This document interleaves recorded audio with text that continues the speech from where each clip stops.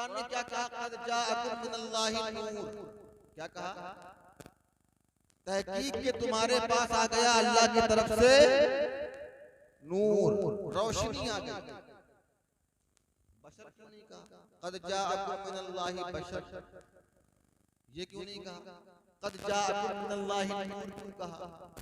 बता दो, सिर्फ अकल से मिसाल देता हूँ, दलील बाद में पढ़ते रहिए।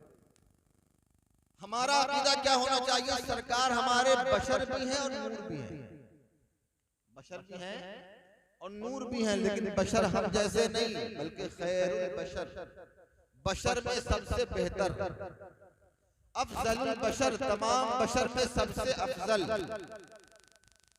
मगर हम सरकार को बशर कहेंगे नहीं, हम जब भी कहेंगे नूर ही कहेंगे। जब भी कहेंगे जो आला हज़रत ने कहा, तू है ऐने नूर, तेरा सब घराना नूर का, तो सरकार को ऐने नूर कहेंगे, नफ्से नूर कहेंगे, ज़ाते नूर कहेंगे, बशर नहीं कहेंगे। हाँ, जब कोई सवाल करेगा, इस्तिफ्ता करेगा, क्या हमारे नबी सल्लल्लाहु अलैहि वसल्लम बशर भी हैं, तो फिर वहां जवाब लिखा जाएगा, हाँ वो बशर है मगर खैरुल बशर। मगर तकरीर में, नात में, बयानात में, वाक़यात में हम सरकार को नूर ही कहेंगे। क्यों क्यों? वजह सुन ले। हम काहे से बनाए गए, आप काहे से बनाए गए, आप किस चीज से बनाए गए? मिट्टी से। आपको तो खाली पता है मिट्टी से, मगर इंसान 4 चीजों से बनाया गया। कितनी चीजों से? 4, आग, पानी, मिट्टी, हवा। कितनी? आग, पानी, मिट्टी, हवा, 4 चीजें हो गई। तो हम आपसे पूछते हैं, तो आप ये क्यों कहते हैं कि मैं मिट्टी से बना हूं? बात समझ में नहीं? और कुरान ने भी कहा मिट्टी वाला अकीदा। जब शैतान ने कहा कि खलक़तनी मिन नार व खलक़तहू मिन तीन, मैं तो आग से बनाया गया और ये मिट्टी से बनाए गए, तो मैं इनको सजदा कैसे करूं? अना खैरुम मिनहुम, मैं तो इनसे बेहतर हूं, सजदा कैसे करूं? आप ये क्यों कहते हैं कि मैं मिट्टी से बनाया गया? हालांकि ये कहना दुरुस्त है, वजह है, भेजा नहीं है। क्यों? क्योंकि आपके अंदर आग भी है, पानी भी है, मिट्टी भी है, हवा भी है, मगर इन चारों चीजों में सबसे गालिब मिट्टी है। सबसे गालिब क्या है? मिट्टी है। आपको बनाने में ज्यादा मकदार मिट्टी की है, इसलिए आप कहते हो हमेशा कि मैं मिट्टी से बनाया गया। तो पता चला कि अगर इंसान कई चीजों से बना हो और जो चीजें उस पर गालिब हो, इंसान उसी का जिक्र करता है। ऐसे ही हमारे आका बशर भी हैं, नूर भी हैं, मगर हमारे आका सल्लल्लाहु ताला अलैहि वसल्लम की बशरियत पर आपकी नूरानियत गालिब है। इसलिए हम सरकार को बशर नहीं बल्कि नूर से ही याद करेंगे, उन्हें नूर से ही याद करेंगे। तेरी नस्ले पाक में है बच्चा बच्चा नूर का, तू है ऐने नूर, तेरा सब घराना नूर का। बात समझ में आई? हम अपने नबी पाक को नूर क्यों कहेंगे? क्योंकि वो बशर भी हैं, नूर भी हैं, लेकिन उनकी बशरियत पर उनकी नूरानियत गालिब है। इसलिए जो चीज गालिब होती है, जिक्र उसी का होता है, जिक्र उसी का होता है। ये हो गई तकरीर। अब मैं आपको बताता हूं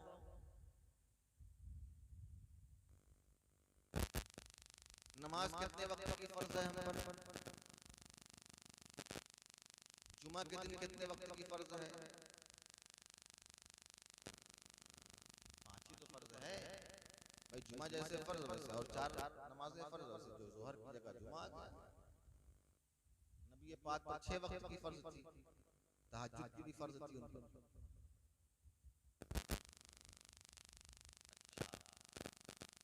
जुमा की नमाज कायम करने के लिए, जुमा की नमाज पढ़ने के लिए आप किसी भी मस्जिद में नमाज पढ़ लेंगे। पहले तो हमें आप ये बता दें कि जो कुरान, हदीस और किताब कहे उसको मानेंगे या नहीं। हमको ये लिख कर दे दीजिए, और नहीं मानना है तो फिर बात ही खत्म। नहीं मानना है तो बात खत्म। भाई हम मुसलमान हैं ना, और मुसलमान का माना क्या होता है? जिसने अपनी गर्दन अल्लाह और रसूल के सामने झुका दी। अल इस्लाम का माना क्या? गर्दन झुकाना इताअत के लिए अल्लाह और रसूल के सामने। अल इस्लाम, इसी से मुसलमान, जिसने झुका दी। तो कुरान मानेंगे? अच्छा, जो लोग बेशक कह रहे हैं वही मानेंगे, बाकी नहीं मानेंगे। कुरान नहीं मानेंगे तो जिंदा दफन कर देना चाहिए ऐसे लोगों को। तो कुरान ना माने, वो दौर फिर से वापस आना चाहिए।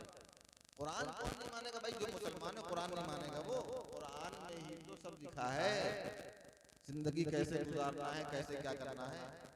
उसके बाद हदीस, फिर उन्हीं दोनों किताबों से और आगे किताबें लिखी गई।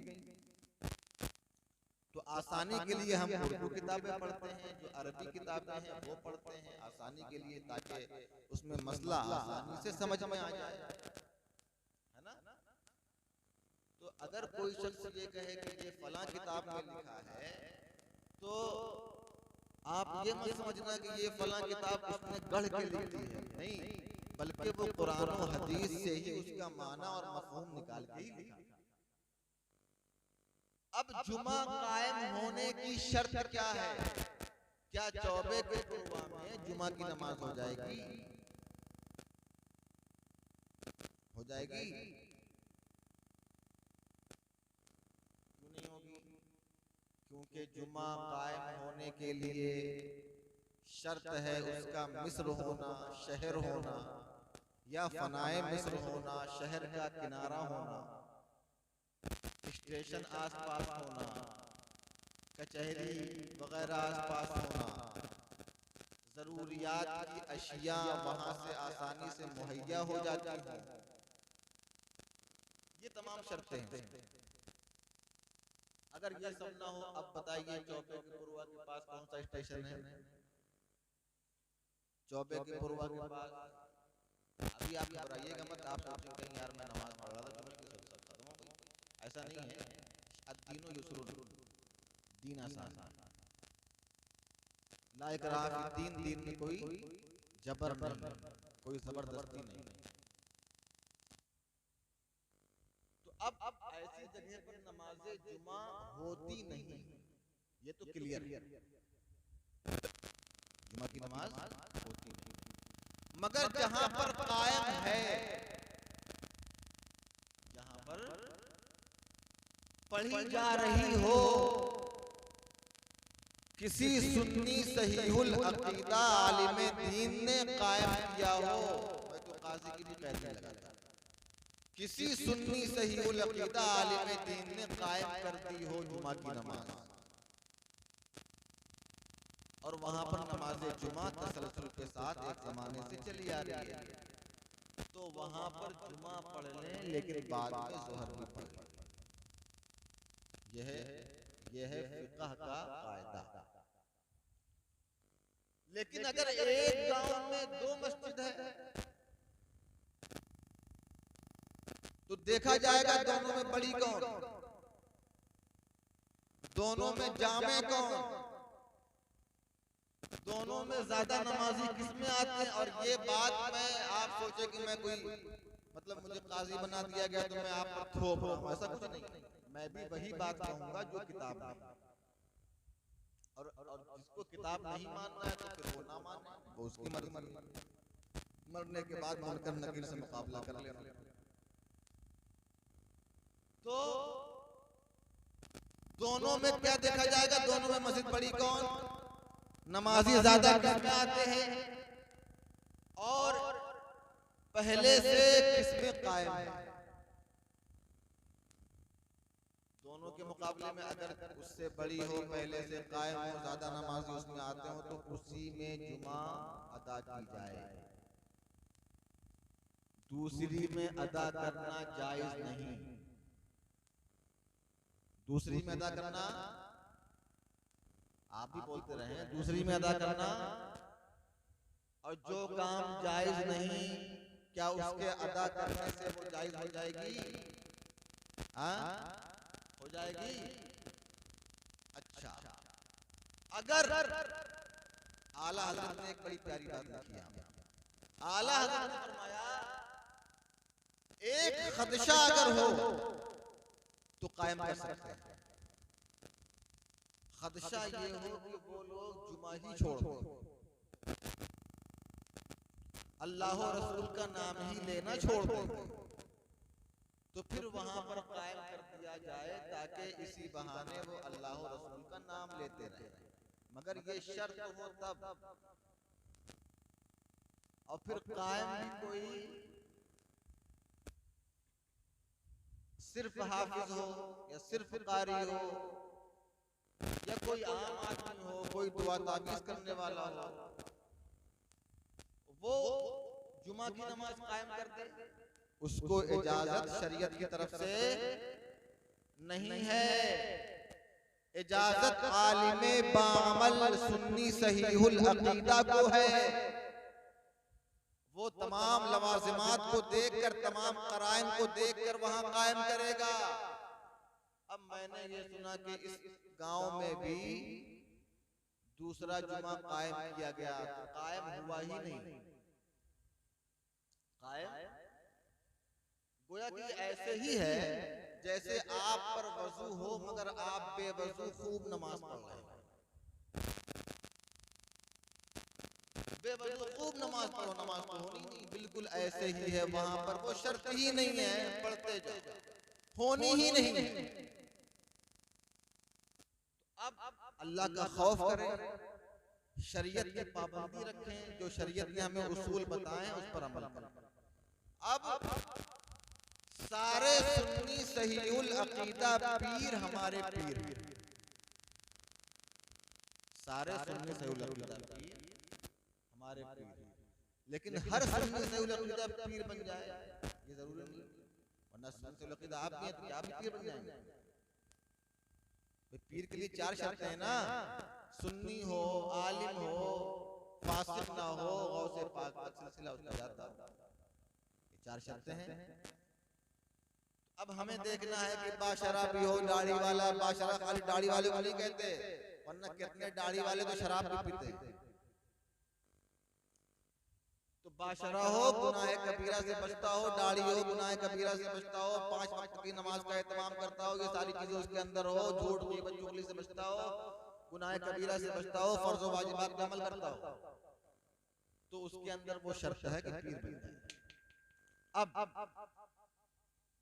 आलिम हो, आलिम का मतलब क्या कि जरूरियात के मसाइल किताब से खुद निकाल ले, खुद बगैर किसी के मदद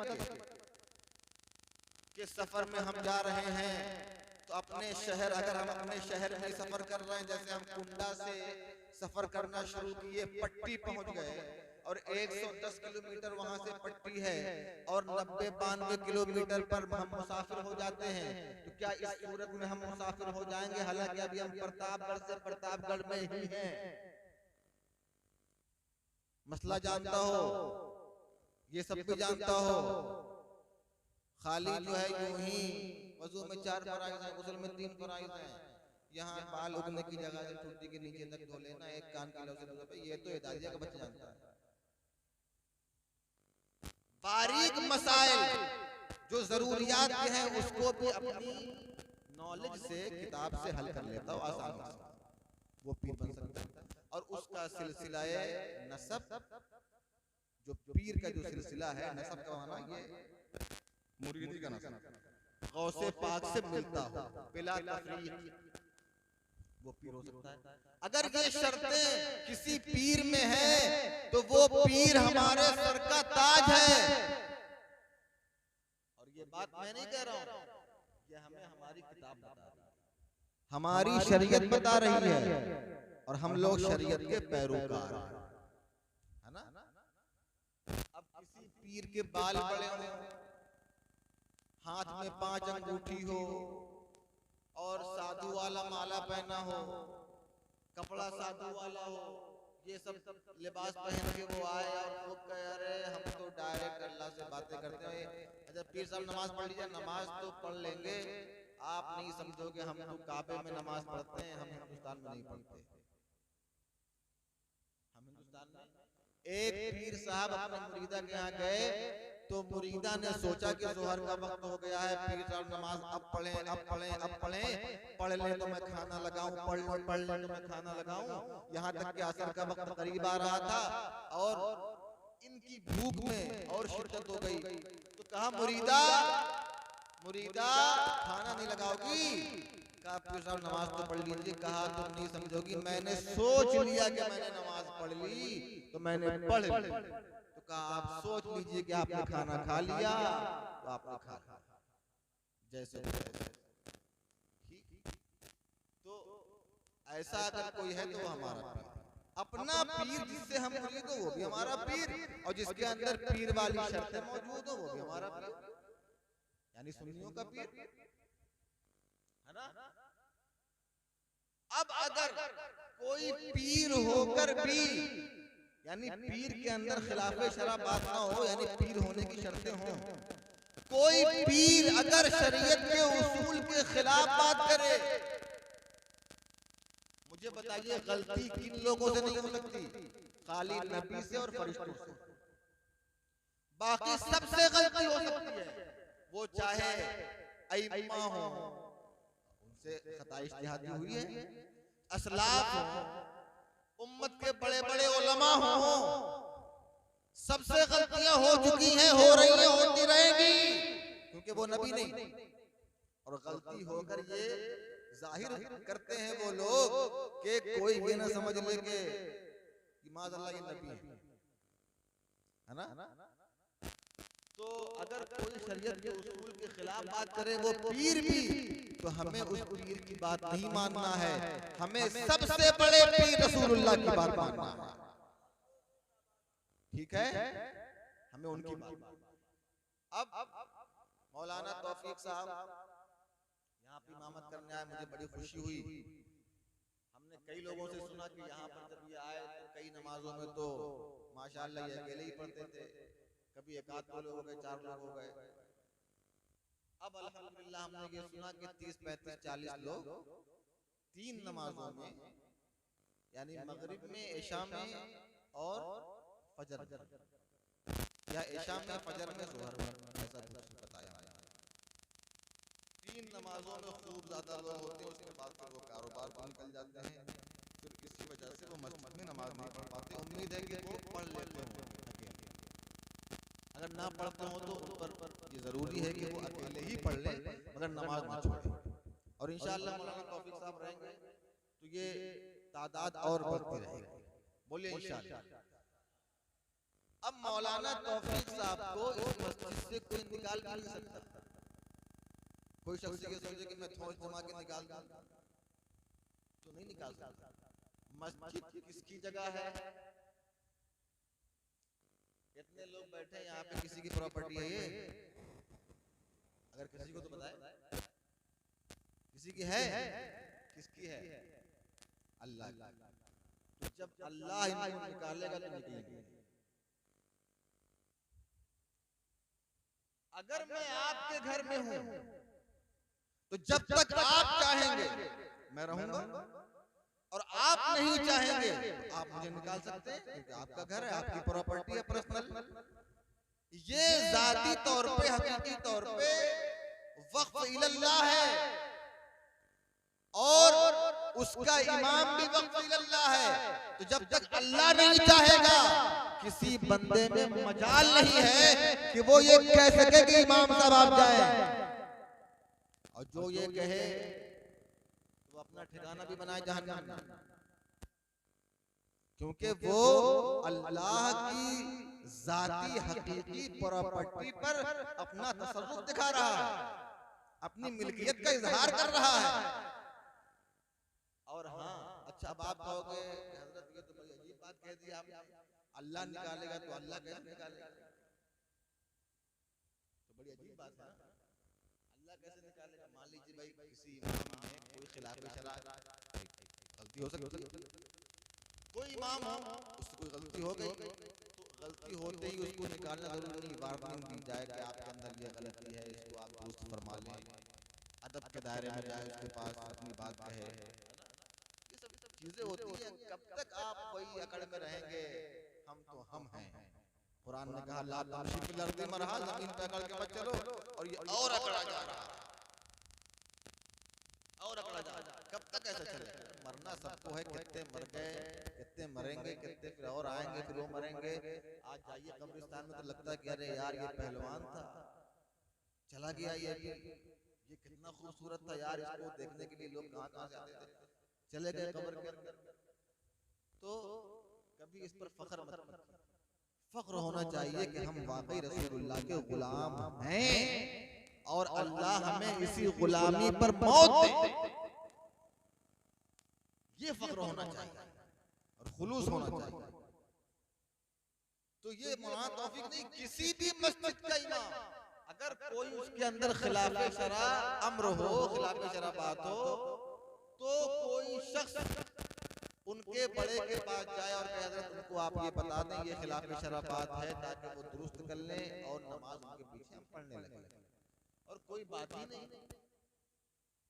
कुछ है ही नहीं, इल्जाम पे इल्जाम, इल्जाम पे इल्जाम, इल्जाम पे इल्जाम, इल्जाम पे इल्जाम। तो समझ लें कि उसको ये हक नहीं कि वो इमाम साहब को निकाले, उसको ये हक हासिल नहीं कि वो इमाम साहब को निकाले। अब जितने लोग यहाँ बैठे हैं, आप लोग सब लोग हाथ को उठाएं, सब लोग उठाएं, और आप लोग ये आहद करें और ये कहें कि जो अल्लाह और रसूल का हुक्म होगा हम उससे एक जर्रा भी आगे नहीं बढ़ेंगे, बोलिए इंशाअल्लाह। और अगर अल्लाह और रसूल का जिस चीज में ये हुक्म होगा कि ये काम नहीं करना है, तो कहें कि हम वो काम कभी नहीं करेंगे, बोले इंशाअल्लाह।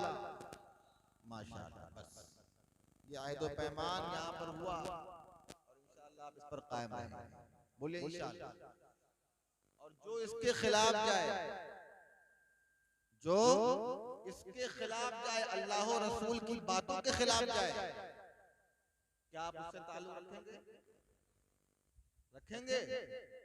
हाँ, अगर जो ऐसा है, अगर वो ये कह दे कि हाँ हम भी अल्लाह और रसूल की बात मानेंगे, तो आप उससे मिले जुले, खाएं पिए, उसके यहाँ उसको बुलाएं, उसके यहाँ जाएं, उससे शादी, उसके यहाँ शादी करें, उसके यहाँ की लड़की लाएं, उसके यहाँ आपकी लड़की दें, सब कुछ कर सकते हैं फिर।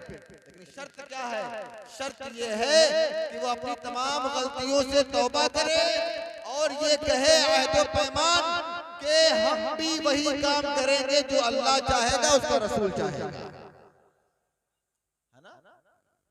और किसी से दबने वबने की जरूरत नहीं है, किसी से दबने वबने की जरूरत नहीं है। अगर कोई अल्लाह और रसूल के खिलाफ जा रहा है और पैसे वाला है, तो मेरी जूती की नोक के गर्द के करोड़वें हिस्सों को भी नहीं, और मेरे नहीं किसी भी सुन्नी, मेरे का मतलब सुन्नी।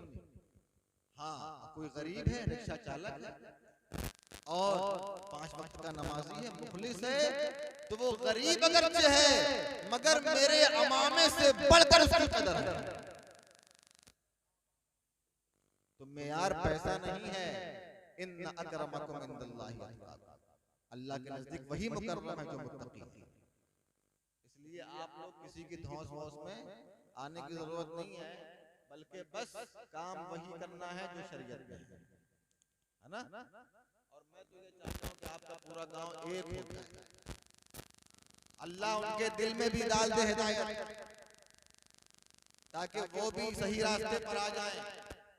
और अगर वो ये कहे कि मैं सही रास्ते पर हूँ, तो फिर मैं जिस गलत रास्ते पर हूँ वो मेरी इस्लाह कर दें, चाहे कुंडा आकर कर दें, अगर वो चाहे तो मुझे अपने घर पर बुला लें, मेरी इस्लाह कर दें ताकि मैं सीधे रास्ते पर आ जाऊं। भाई या तो मैं गलत होऊंगा या तो वो गलत होंगे। अगर वो ये जानते हैं कि मैं सही हूँ तो मैं गलत हूँ, तो मेरी इस्लाह कर दें। अगर वो ये जानते हैं कि मैं गलत हूँ तो मैं उनकी इस्लाह करने के लिए तैयार हूँ। वो जब चाहें खुद ही तौबा कर लें और सही रास्ते पर आ जाएं, मेरे आने की क्या जरूरत है। अल्लाह तबारक व तआला हम सबको एक रखे, नेक रखे और अहले सुन्नत के सच्चे पक्के मजहब पर कायम रखे, इसी पर खात्मा नसीब फरमाए। सब लोग पढ़ें अस्तगफिरुल्लाह रब्बी मिन कुल्लि ज़ंबिन व अतूबु इलैह। कलमा शरीफ पढ़ें ला इलाहा इल्लल्लाह मुहम्मदुर रसूलुल्लाह व आखिरु दावाना अल्हम्दुलिल्लाहि रब्बिल आलमीन। अस्सलामु अलैकुम। सब लोग ऐसे ही बैठे रहिएगा। सैयद साहब अब्दुल्ला नाज शरीफ